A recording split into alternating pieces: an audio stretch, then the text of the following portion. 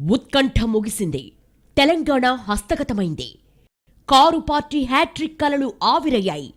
హైదరాబాద్లో బీఆర్ఎస్కు పట్టం కడితే మిగిలిన తెలంగాణ జిల్లాల్లో కాంగ్రెస్ను గెలిపించారు ఓటర్లు. ఈ తీర్పుతో 9 ఏళ్ల బీఆర్ఎస్ పాలన ముగిసింది. కాంగ్రెస్ పాలనలోకి తెలంగాణ వచ్చేసింది. తెలంగాణ ఓటర్ల తీర్పును ఎలా చూడాలి? ఈ తీర్పుతో తెలంగాణ ప్రజానికో తమ ప్రాధాన్యాన్ని స్పష్టం చేశారా? ఈ అంశంపైనే ఈరోజు చైర్మన్స్ డెస్క్.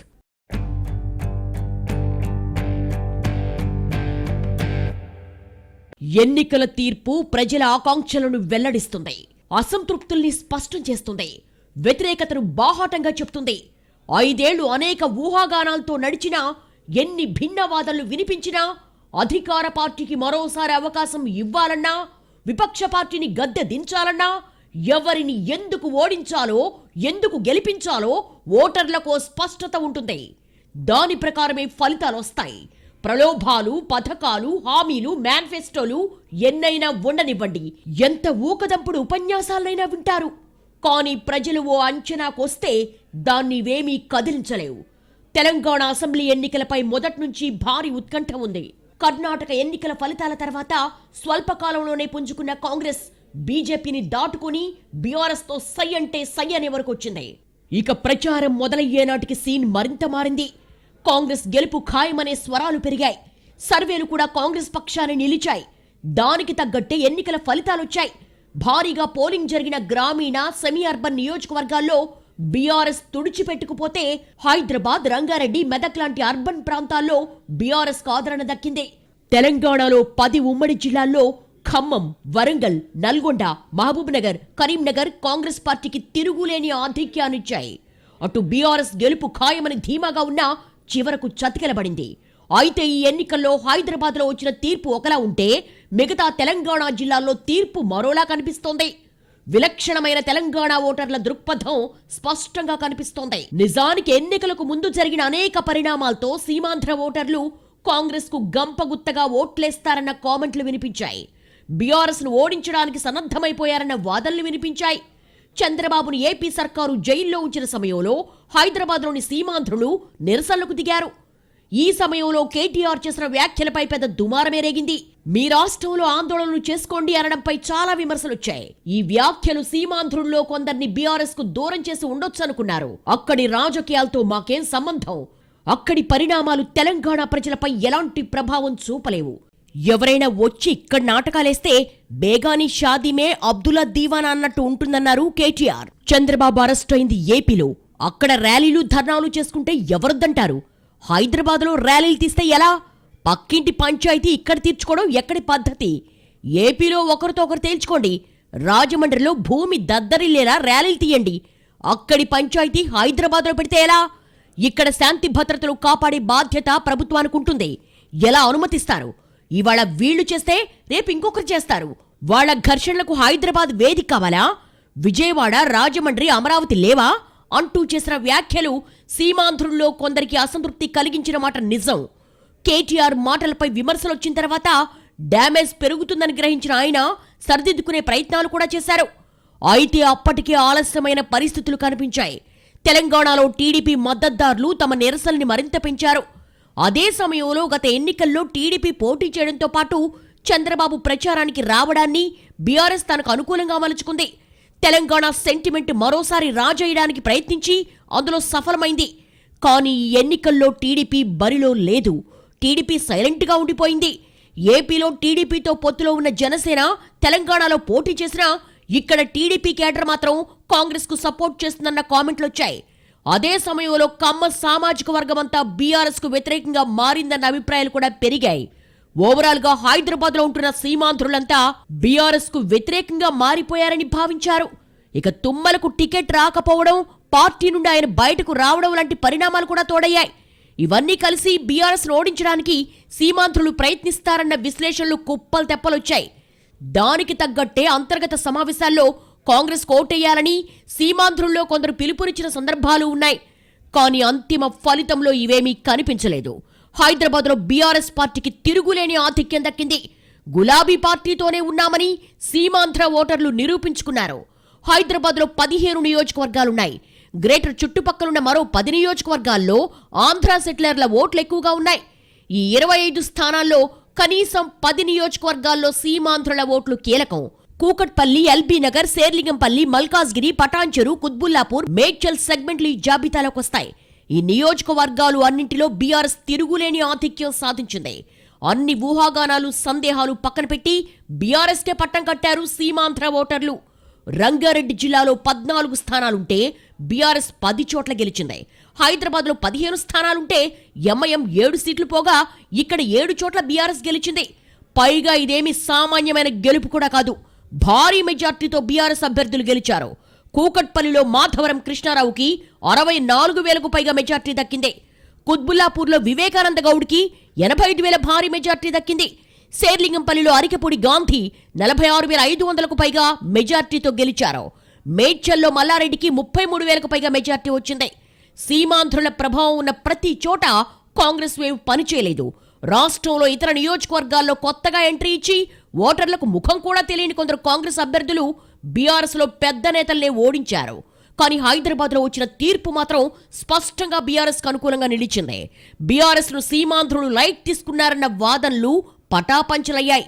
అందుకే మిగిలిన తెలంగాణలో తీర్పు ఒకలా ఉంటే హైదరాబాద్తో పాటు నగర శివారు నియోజకవర్గాల్లో తీర్పు మరోలా ఉంది. తెలంగాణ ప్రజలిచ్చిన తీర్పు ప్రకారం చూస్తే దక్షిణ తెలంగాణలో కాంగ్రెస్ దుమ్ము రేపింది.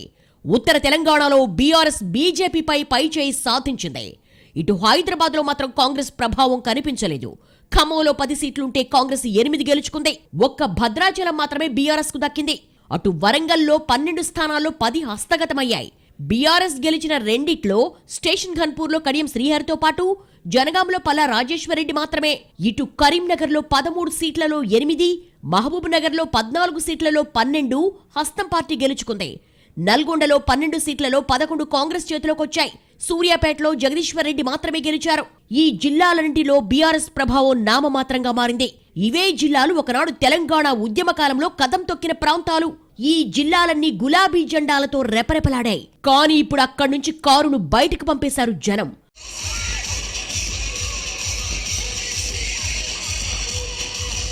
అదే హైదరాబాద్ విషయానికొస్తే సీమాంధ్రుల ప్రభావం ఉన్న ప్రతి చోట బీఆర్ఎస్కే గెలుపు దక్కింది. దీనికి కారణాలు ఏంటి అని చూస్తే హైదరాబాద్ ఓటర్లు అభివృద్ధినే చూశారు. ఇక్కడి సీమాంధ్ర ఓటర్లు విజిబుల్ డెవలప్మెంట్ వైపే మొగ్గు చూపారు. గత 9 ఏళ్లలో హైదరాబాద్ స్వరూపం మారిపోయిందనేది నిజం. ఎక్కడికక్కడ ఫ్లైఓవర్లు, అండర్ పాస్లు, సౌత్ హైదరాబాద్ లో కనిపించే ఆధునికత, కొత్త సెక్రటేరియట్ తో పాటు హ్యాంగింగ్ బ్రిడ్జ్ లాంటి ఐకానిక్ నిర్మాణాలు హైదరాబాద్ అభివృద్ధిని స్పష్టంగా కనిపించేలా చేస్తాయి. అందుకే కొన్నేళ్లుగా నగరానికి ఎవరొచ్చినా ఇంత మార్పు వచ్చిందా అని ఆశ్చర్యపడుతూ ఉంటారు. ఇప్పుడు సీమాంధ్ర ఓటర్లు కూడా అభివృద్ధి వైపే మొగ్గు చూపారు. విజ్ఞతతో ఓటేశారు. 9 ఏళ్లలో నగరంలో సీమాంధ్రులకు ఎలాంటి ఇబ్బందులు రాలేదు. ఉద్యమ కాలంలో కనిపించిన వేడి, ఉద్రిక్తతలు ఆ తర్వాతి కాలంలో ఎక్కడా కనిపించలేదు. నగరంలో భరోసాతో బతుకుతున్నారు. అదే సమయంలో నగరం అధునాతన సౌకర్యాలతో దూసుకుపోతోంది. మూలాలు ఏపీలో ఉన్నా హైదరాబాద్నే తమ సొంత ప్రదేశంగా చేసుకున్న లక్షలాది సీమాంధ్రులు ఇక్కడ అభివృద్ధి మాత్రమే తమకు ముఖ్యమని భావించారు. దానికి తగ్గట్టే ఎన్నికల ఫలితాలను కూడా ఇచ్చారు. ఎన్నికలకు ముందు ఎన్ని ప్రచారాలు జరిగినా ఓట్లన్నీ గంపగుత్తగా కాంగ్రెస్కే పడతాయని ప్రచారమున్నా అన్ని వాదనల్ని తిప్పికొట్టేలా ఒక్కో ఎమ్మెల్యే భారీ మెజార్టీతో గెలిచారు. కానీ తెలంగాణ ఉద్యమ వేడిలో రగిలిన వరంగల్, కరీంనగర్, నల్లగొండ, ఖమ్మం జిల్లాల ఓటర్లు మాత్రం అభివృద్ధి, అవినీతి, భావోద్వేగాలు ఈ మూడింటి మధ్య భావోద్వేగాలకే ప్రాధాన్యత ఇచ్చారు. ఫ్లైఓవర్లు, లింక్ రోడ్లు, స్కైవాకర్లు, ఐటీ హబ్లు, కాళేశ్వరం లాంటి ఇరిగేషన్ ప్రాజెక్టులని కాదని భావోద్వేగాల ఆధారంగా ఓట్లేశారు. కాంగ్రెస్ పార్టీని గెలిపించారు. అందుకే మొదటిసారి పోటీ చేసిన ఎలాంటి ఇమేజ్ లేని యశస్విని రెడ్డి, మైనంపల్లి రోహిత్ లాంటి యువత కూడా అలవోకగా గెలుపు సాధించింది. ఓటర్లు తలుచుకుంటే ఏ పార్టీనైనా ఎంత అలవోకగా గద్దెనెక్కిస్తారో, ఏ పార్టీనైనా ఎలా ఇంటికి పంపుతారో మరోసారి రుజువు చేశారు. ఈ గెలుపు వెనక కాంగ్రెస్ పార్టీ శ్రమ తక్కువేం కాదు. జనాల్లోకి వెళ్లడానికి ఆ పార్టీ నేతలు చేసిన కృషిని తీసేయలేం. నిజానికి కాంగ్రెస్ అంటేనే కుమ్ములాటలు అనుకునే పరిస్థితి. కాంగ్రెస్ లో అందరూ సీఎం అభ్యర్థులే.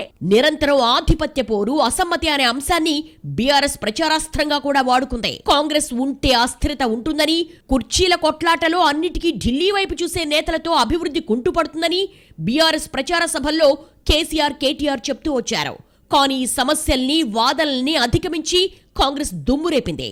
తెలంగాణ ఇచ్చింది మేమే, కాంగ్రెస్ వల్లనే తెలంగాణ సాకారమైంది, కానీ ఇక్కడ అధికారం దక్కలేదని ఇన్నేళ్లు అనుకుంటున్న నేతలకు ఊరట దక్కింది. అదే సమయంలో కాంగ్రెస్ నేతల మధ్య కనిపించే పరస్పర విమర్శలు ఒక్కసారిగా మాయమయ్యాయి. మంత్రం వేసినట్టుగా కాంగ్రెస్ సీనియర్లంతా బుద్ధిగా తమ నియోజకవర్గాల్లో ప్రచారం చేసుకున్నారు. ఖర్గే, రాహుల్ గాంధీ, ప్రియాంక గాంధీతో పాటు రేవంత్ రెడ్డి రాష్ట్రమంతా చుట్టి సభల్లో పాల్గొన్నారు. 6 గ్యారంటీలతో బలమైన మేనిఫెస్టోతో కాంగ్రెస్ జనంలోకెళ్లింది. ఈ ప్రయత్నాలు ఫలించి కాంగ్రెస్ స్పష్టమైన మెజార్టీ సాధించింది. కానీ కాంగ్రెస్ వ్యూహాలు హైదరాబాద్లో మాత్రం ఫలించలేదు. ఎందుకిలా జరిగింది? హైదరాబాద్ మినహా మిగిలిన తెలంగాణ జిల్లాల్లో మాత్రమే కాంగ్రెస్ ఎందుకు సక్సెస్ అయింది అంటే ఒక్కటే కారణం. ఇక్కడ అభివృద్ధిని మాత్రమే చూశారు. భావోద్వేగాలకు అతీతంగా విచక్షణతో కేవలం అభివృద్ధి చేసే ప్రభుత్వం ఉంటే చాలనుకున్నారు. విజిబుల్ డెవలప్మెంట్ అవసరమని భావించారు. కానీ తెలంగాణ గ్రామీణ ఓటర్లకు విజిబుల్ అభివృద్ధి కంటే బీఆర్ఎస్ వ్యవహార శైలి లేదా పథకాల అమల్లో లోపాలు లాంటి అనేక కారణాలు భావోద్వేగాలను నిద్రలేపాయి. తెలంగాణ ఉద్యమం ఏ భావోద్వేగాలతో అయితే మిన్నంటేలా సాగిందో అలాంటి వేడి ఇప్పుడు రగిలింది. అధికార పార్టీని గద్దె దింపాలన్న లక్ష్యంతో తెలంగాణలో కొన్ని ప్రాంతాల ఓటర్లు డిసైడ్ అయ్యారు. అదే ఇప్పుడు మనం చూస్తున్న తెలంగాణ ఎన్నికల ఫలితం. అంటే మొత్తం తెలంగాణ ఓ పక్కనుంటే హైదరాబాద్, రంగారెడ్డి మరో పక్కనున్నాయి. ఈ ప్రాంతంలో సీమాంధ్రులు, నార్త్ ఇండియన్లు, ఐటీ ఉద్యోగులు ఇలా రకరకాల సెక్షన్ల జనం ఉన్న అందరి అభిప్రాయం ఒకటే అయింది. అందరూ బీఆర్ఎస్ పక్షాన నిలిచారు. వీరి అభిప్రాయం మిగతా తెలంగాణకు సంబంధం లేకుండా ఉంది. ఇక్కడ 29 సీట్లుంటే వాటిలో ఒకటే కాంగ్రెస్ గెలిచింది. కాంగ్రెసే కాదు, ఇక్కడ బీజేపీ కూడా 1 సీటే గెలిచింది. అది కూడా రాజాసింగ్ వ్యక్తిగత ఇమేజ్తో గెలిచారు తప్ప దాన్ని పార్టీ అకౌంట్లో వెయ్యలేం. అంటే హైదరాబాద్, రంగారెడ్డిలో 2 జాతీయ పార్టీలను ఓటర్లు ఏమాత్రం పట్టించుకోలేదు. ఇక్కడ వచ్చిన ఫలితమే బీఆర్ఎస్ కు కాస్త ఊరటగా మారింది. ఇదే లేకపోతే బీఆర్ఎస్ పరిస్థితి మరీ దారుణంగా ఉండేది. అదే సమయంలో మిగతా జిల్లాల ఫలితాలను చూసి ఇది కాంగ్రెస్ వేవ్ అనుకునే అవకాశం ఉన్నా ఆ వేవ్ని ప్రాంతమే అడ్డుకుందని చెప్పాలి. రాజకీయాలు ఎప్పుడూ అనూహ్యంగానే ఉంటాయి. ఎన్నికలే వాటిని మలుపు తిప్పే కీలక సందర్భాలు. ఇప్పుడు బీఆర్ఎస్ ఓడినా, కాంగ్రెస్ గెలిచినా దానికి ఒక్క వాక్యంలో చెప్పే కారణాలు ఉండవు. 5 ఏళ్ల కాలంలో అనేక అంశాలు కలగలిసి జనాల్లో ఓ సామూహిక అభిప్రాయం ఏర్పడటానికి కారణమవుతాయి. ఇప్పుడు కూడా అదే జరిగింది. ఇవే అంశాలు ఇప్పుడు హైదరాబాద్లో ఓ రకమైన తీర్పు కారణమైతే మిగిలిన తెలంగాణ జిల్లాల్లో దానికి భిన్నమైన తీర్పుకు ఆజ్యం పోశాయి. హైదరాబాద్లో బీఆర్ఎస్ గెలుపుకి విజిబుల్ డెవలప్మెంట్ కారణంగా మారినట్టే తెలంగాణ జిల్లాల్లో భావోద్వేగాలకు కారణమైన అంశాలు అనేకమున్నాయి. స్వరాష్ట్రం కోసం దశాబ్దాల పోరాటం తర్వాత మొదటి ఎన్నికల్లో టీఆర్ఎస్ కు పట్టం కట్టారు తెలంగాణ ఓటర్లు. అభివృద్ధి కొనసాగించడం కోసమంటూ 2వ దఫా కూడా అధికారాన్నిచ్చారు. కానీ సీఎం కేసీఆర్ ఎవ్వర్నీ కలవకపోవడం, ఆఖరికి మంత్రులు, ఎంపీలు, ఎమ్మెల్యేలు కూడా దర్శనం దొరక్కపోవడం, ఫామ్ హౌస్ కే పరిమితం కావడం లాంటి అంశాలపై విమర్శలు బలంగా వచ్చాయి. నిరుద్యోగుల అంశం తెలంగాణలో చాలా కీలకమైంది. ఉద్యమ కాలం నుండి ఇది కొనసాగుతూనే ఉంది. అధికారంలోకి వచ్చిన తర్వాత పెద్ద సంఖ్యలో ఉద్యోగాలు, జాబ్ క్యాలెండర్ ఉంటుందని భావించారు. కానీ ఆ ప్రకటన కాగితాలకే పరిమితమైంది. దీంతో నిరుద్యోగులు ప్రభుత్వంపై రగిలిపోయారు. కుల వృత్తులు చేసుకుంటే సరిపోతుందన్న కొందరు మంత్రుల ప్రకటనలు మరింత మంటను రాజేశాయి. ఇక టీఎస్పీఎస్సీ పరీక్ష నిర్వహణ లోపాలు నిరుద్యోగుల సహనాన్ని పరీక్షించాయి. ఇక కాళేశ్వరం ప్రాజెక్టు బీఆర్ఎస్ కు ప్రతిష్టాత్మకమవుతుందని భావించింది. కానీ ఎన్నికలకు ముందు మేడిగడ్డ బ్యారేజ్ పిల్లర్ల కుంగుబాటుతో ఇది రివర్స్ అయింది. విపక్షాల విమర్శలకు సమాధానం లేకుండా పోయింది. ఇక బీఆర్ఎస్ లో కొందరు ఎమ్మెల్యేలు, ప్రజాప్రతినిధులపై అవినీతి ఆరోపణలు చాలా కాలంగా ఉన్నాయి. ముత్తిరెడ్డి సహా పలువురు ఎమ్మెల్యేలపై తీవ్ర అవినీతి ఆరోపణలొచ్చాయి. పలువురు బీఆర్ఎస్ ఎమ్మెల్యేలపై కోర్టులోనూ కేసులు నమోదయ్యాయి. ఈ ఆరోపణలను కేసీఆర్ పెద్దగా పట్టించుకోలేదన్న వాదనలున్నాయి. ఇది ప్రజల్లో ప్రభావం చూపే అంశమే. అదే సమయంలో ఈ దఫా టికెట్లొచ్చిన వారిలో తీవ్రమైన అవినీతి ఆరోపణలున్న వాళ్లు ఉన్నారు. స్థానిక నేతల మధ్య విభేదాలు ఏ పార్టీలో అయినా ఉంటాయి. బీఆర్ఎస్ లో మొదట 5 ఏళ్లలో పెద్దగా లేనివి 2వ దఫా సర్కారు నాటికి పెరిగాయి. తమను ఓడించేందుకు పార్టీలోని పెద్ద వ్యక్తులే కుట్రలకు పాల్పడుతున్నారని కొందరు అభ్యర్థులు, టికెట్ ఆశించిన వ్యక్తులు ఆరోపించారు. అంతేకాదు తమ భవిష్యత్తును దెబ్బతీసేందుకు కుట్రలు పన్నారని వాపోయారు. అటు పొంగులేటి, తుమ్మల, ఈటెల లాంటి వారితో పార్టీ వ్యవహరించిన తీరు కూడా నష్టంగానే మారింది. ఫలితంగానే ఖమ్మం లాంటి చోట్ల బీఆర్ఎస్ చతికిలబడింది. ఇక అన్నింటికంటే ముఖ్యంగా బీజేపీ బీ టీం బీఆర్ఎస్ అంటూ కాంగ్రెస్ చేసిన ప్రచారం కీలకంగా మారింది. అందుకే తీవ్ర అవినీతికి పాల్పడిన బీఆర్ఎస్ నేతలపై కేంద్ర సంస్థలు చర్యలు తీసుకోవడం లేదని కాంగ్రెస్ నేతలు ప్రచారం చేశారు. దీనికి తగ్గట్టుగానే ఇతర పార్టీల నేతలపై ఈడీ, ఇతర దర్యాప్తు సంస్థలు దాడి చేసినా బీఆర్ఎస్ నేతల ఆస్తులపై దాడులు జరగలేదు. అదే సమయంలో బండి సంజయ్ను తొలగించడం కూడా ఒప్పందంలో భాగమేనని కూడా ప్రచారం పెరిగింది. ఢిల్లీలో దోస్తీ, గల్లీలో కుస్తీ అంటూ జరుగుతున్న ప్రచారానికి బలం వచ్చింది. అటు లిక్కర్ స్కామ్ లో ఢిల్లీ డిప్యూటీ సీఎంను అరెస్టు చేసి జైల్లో పెట్టిన వాళ్లు కవిత జోలికి ఎందుకు రాలేదంటూ వేసిన ప్రశ్నలకు సమాధానం కనిపించలేదు. ఇక కేసీఆర్ మానసపుత్రిగా చెప్తున్న ధరణి గ్రామాల్లో రైతులకు సమస్యాత్మకంగా మారిందన్న వాదనలు పెరిగాయి. బీఆర్ఎస్ నేతల అవినీతికి కేరాఫ్ గా ధరణి మారిందని కాంగ్రెస్, బీజేపీలు విమర్శించాయి. దీనికి తోడు కేసీఆర్ సర్కార్ ఆర్భాటంగా మొదలుపెట్టిన దళిత బంధు గ్రామంలో అతి కొద్ది మందికి మాత్రమే తీవ్ర అసంతృప్తి కారణమైంది.